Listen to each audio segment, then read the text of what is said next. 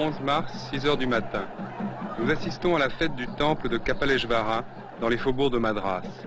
Une fois par an, on sort cet immense chariot du temple et on lui fait faire solennellement le tour de l'enceinte et du grand bassin. C'est un voyage d'1 kilomètre, il faut 5 heures pour l'accomplir.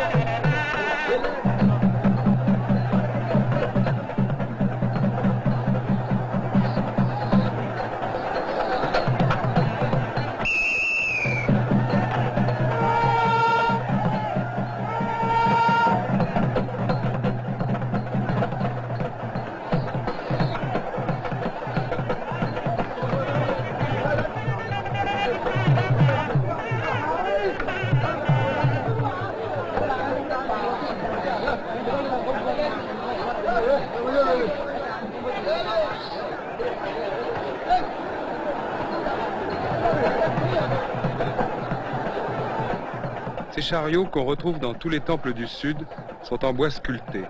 Extrêmement lourds, très peu maniables, ils n'ont ni frein ni direction. Ils n'ont pas d'âge non plus. On ne les a pas changés depuis des siècles.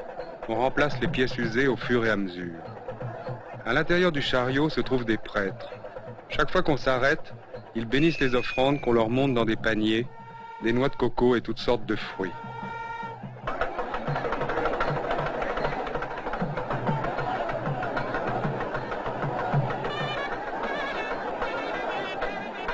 Il y a un important service d'ordre, des policiers, des soldats et aussi des fidèles plus ou moins déguisés en boy scouts. Depuis les étages des maisons, on arrose le cortège de trompes d'eau. C'est un rite et aussi un rafraîchissement bienvenu. Des centaines de fidèles tirent le chariot. C'est un jeu épuisant et dangereux. Pour le faire démarrer, il faut un levier et plusieurs hommes. Pour l'arrêter, on jette des cales sous les roues. Le chariot glisse sur 20 mètres avant de s'immobiliser. À tout moment, on croirait que l'ensemble va verser.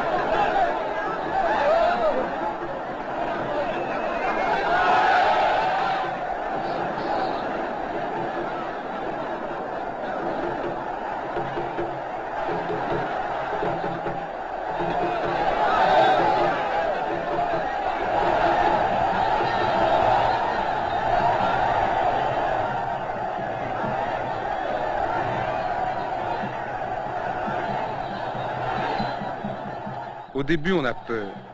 Peur de cette foule qui hurle, peur de ce mastodonte dont on se demande s'il ne va pas défoncer une maison ou écraser une grappe de fidèles. La chaleur humide, suffocante, infernale, renforce encore cette impression de transe collective où l'on se libère de tout, où les riches et les pauvres se mêlent, où les castes n'existent plus, où chaque individu s'abandonne lui-même pour se fondre dans une personne unique, une collectivité sans visage et sans nom. Nous avons été pris dans cette folie. Nous sommes rentrés dans la foule, tournant bobine après bobine, bousculés avec eux, arrosés avec eux, heureux avec eux. Un instant, j'ai cru oublier qui j'étais. Je faisais partie d'autre chose, je m'y intégrais, je m'y perdais corps et âme. Bien sûr, à Paris, devant ces images, on peut les regarder autrement. On peut y voir un Moyen-Âge indien, l'obscurantisme, l'exploitation de la crédulité, le fétichisme et l'opium du peuple. Pour nous, ce matin-là, nous avons suivi notre instinct, nos sens, notre émotion, pas nos idées.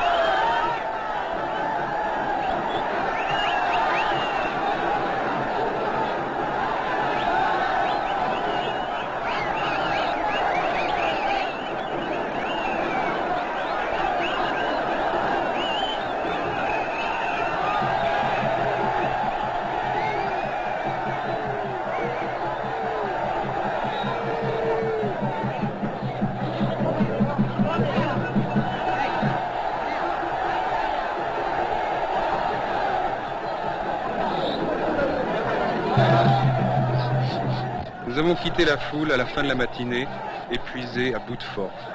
Pendant 5 heures, nous avions vécu d'une autre façon, à un autre rythme. Dans cette inlassable répétition des mêmes gestes, dans cette accumulation des visages, le temps avait disparu, il avait complètement cessé d'exister.